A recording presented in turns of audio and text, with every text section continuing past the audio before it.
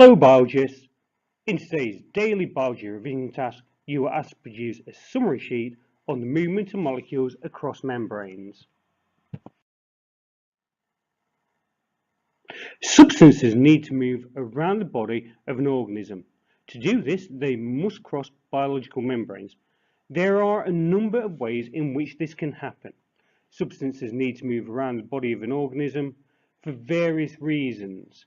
Primarily because they need to get from one place to another, because where they're absorbed by the body won't necessarily be the same place as they're being used. When placed in a system, a substance will tend to even out. It will move from a region of high concentration to a region of low concentration. This is called diffusion.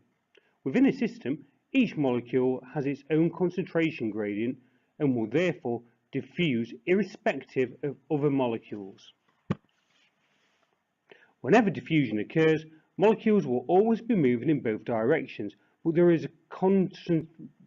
there is a concentration gradient, there is a net movement, or a net movement will be towards the region of low concentration. Substances can be transported across biological membranes by diffusion in a number of ways.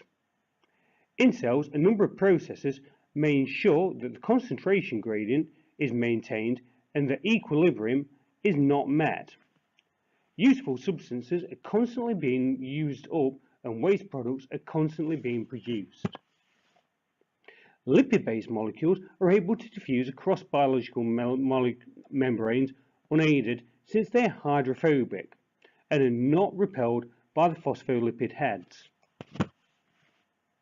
Very small molecules are small enough to pass through the phospholipid bilayer even if they are charged. Water can diffuse in this way, as can carbon dioxide and oxygen. Some charged molecules are normally unable to pass through a biological membranes since they are repelled by the phospholipid heads.